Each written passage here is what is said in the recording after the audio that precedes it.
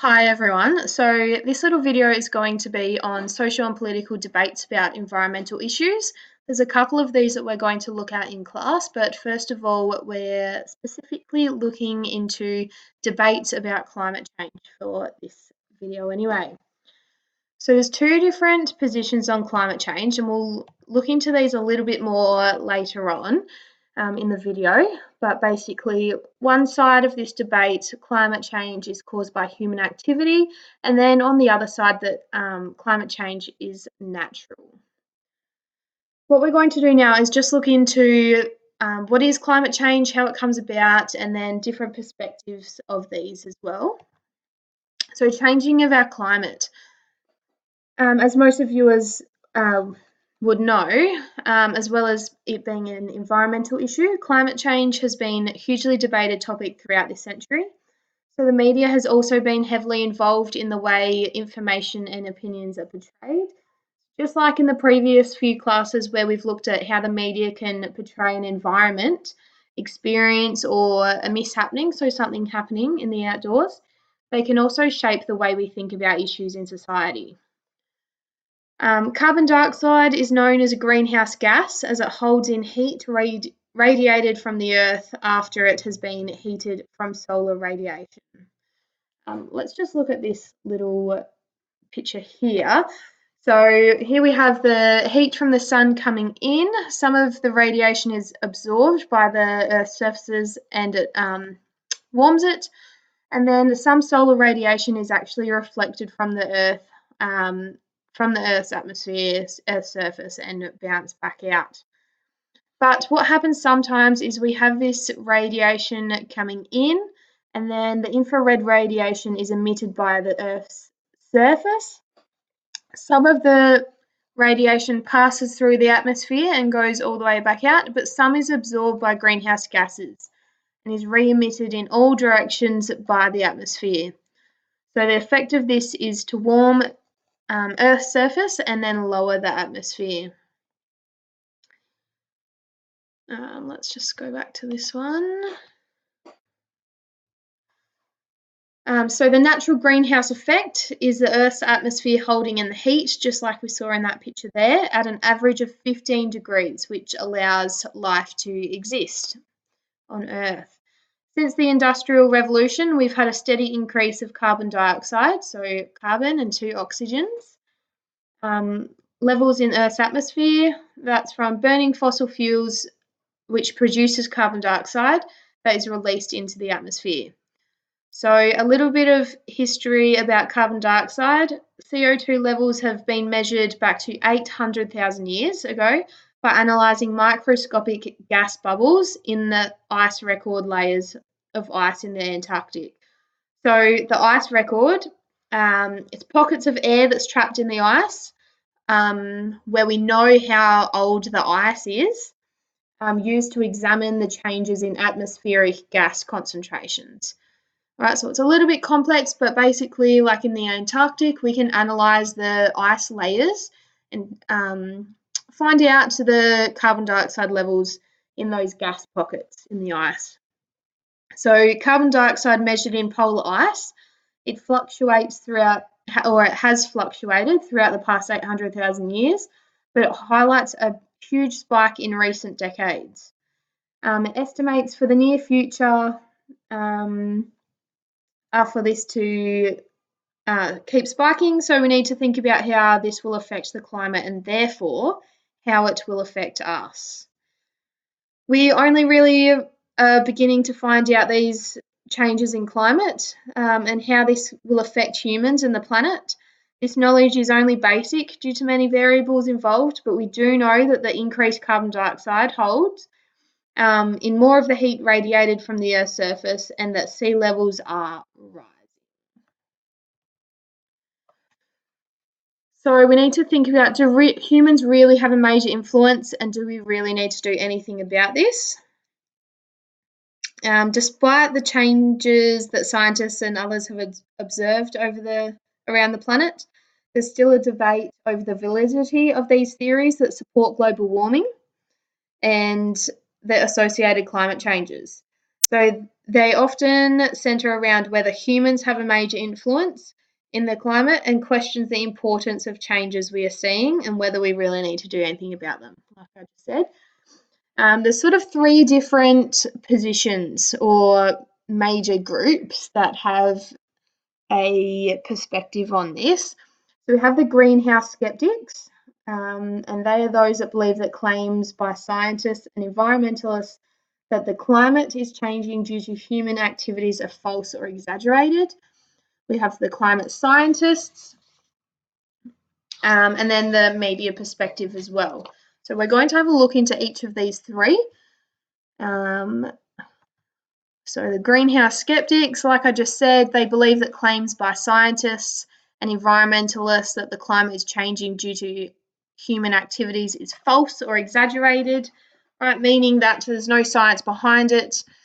They think that carbon dioxide is an inert gas and not a pollutant, where the Earth's atmosphere has warmed and cooled naturally over thousands of years, and what is occurring now is just another natural change.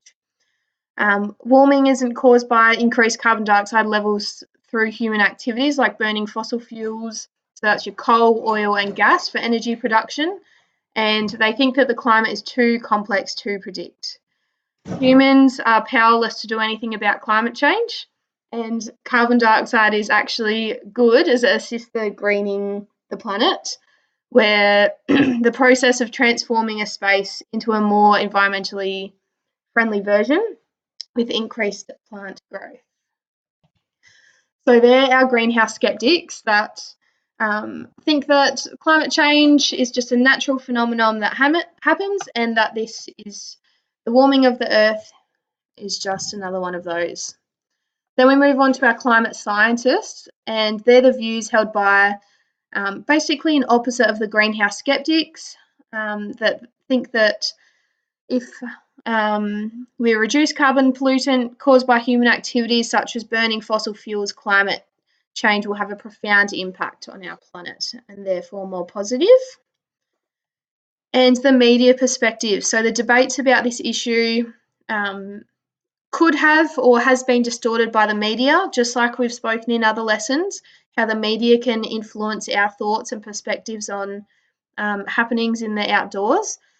So this is relatively split between the scientific opinion and human influences on the climate change. So what are there for us to do?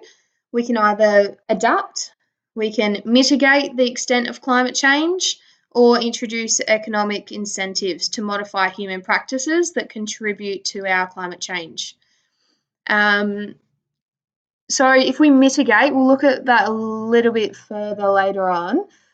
Changes obviously don't occur suddenly in climate change. It's not like our weather, it's over a longer period of time, but there are small gradual impacts. And therefore, these small impacts, they don't require immediate action, and there's not a massive urgency for us to respond.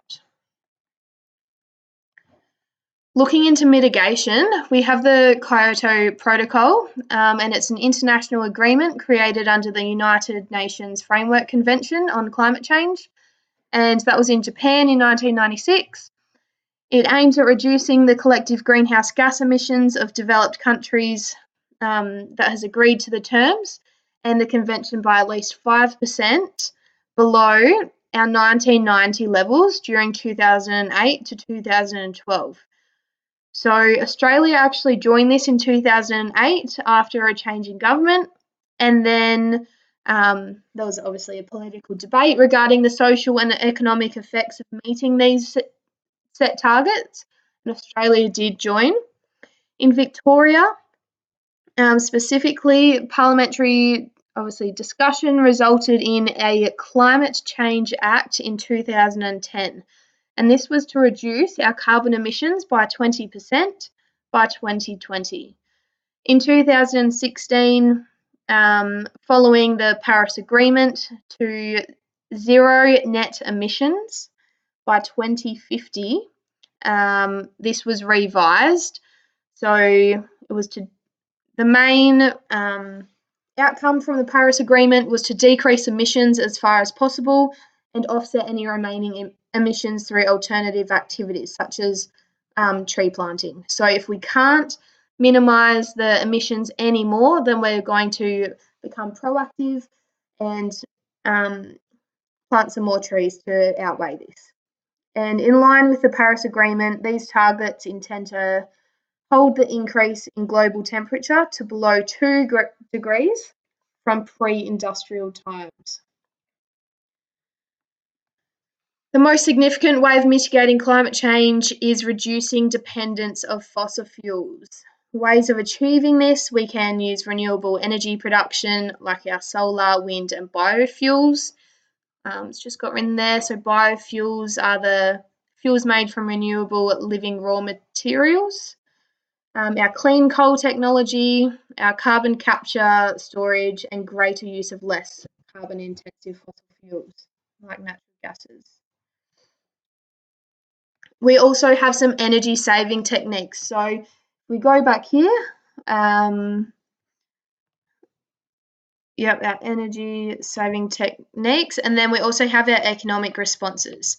With our energy saving techniques, we can improve our building techniques, having better insulation in our houses, having more solar. We can consume less, so buying less goods or anything that requires energy and natural resources to be made. So if we don't use as much, there's no need for production to be higher and therefore less carbon emissions from the company that makes them. Being more efficient in our behaviour, turning off and unplugging whenever we're not using devices, etc., and protecting our forests that use carbon dioxide for respiration. So we don't want to kill off these forests. New industries will appear and develop in response to these techniques, and some existing industries may decline. So we might have an increase of renewable energy companies, although therefore these companies that rely on coal, fossil fuels, etc., might go out of business, okay, but that's something that we need to discuss and is obviously a part of the debate. Therefore, I've just got written there, outweighing the threats posed by climate change. And this is in here, the economic response to climate change as well. Sorry. So economic responses include a carbon tax. In Australia, we actually brought in a carbon tax for $23 per tonne of carbon dioxide produced, which was paid by the 0.02% top business polluters.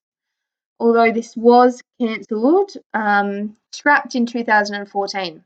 And the carbon tax mainly was intended to promote less polluting by industrial processes. The emissions trading scheme, you can have a little bit of a read there. It's a market-based approach. The more the company produces, the more permits the company requires to be able to release the carbon dioxide. These can also be traded between companies.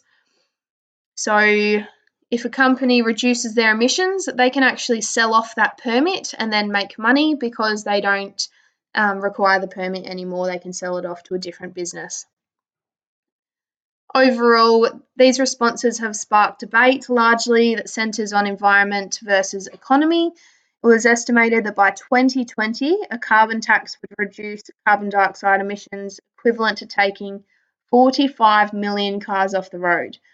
Other people suggest that a carbon tax would have a negative social effect, and that would include an increase in price of essential goods. So like our electricity bill at home might be a lot higher, and therefore that affects our household and would put pressure on our businesses, could lead to a job loss, etc. And each argument is valid, but the value and importance of conservation of the outdoor environment is quite different.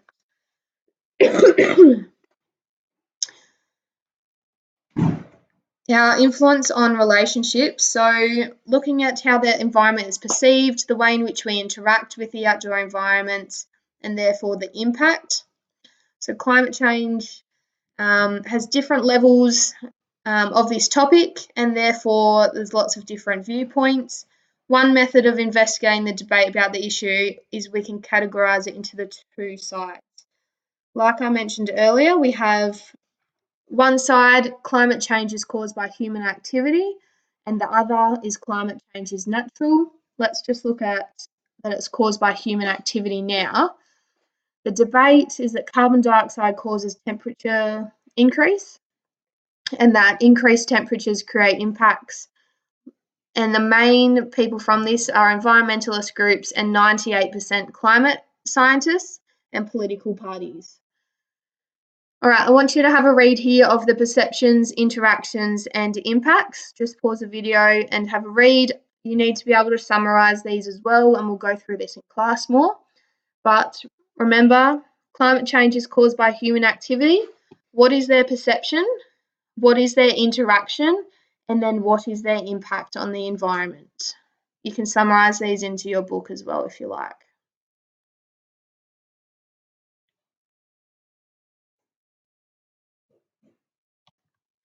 All right, looking at climate change is natural.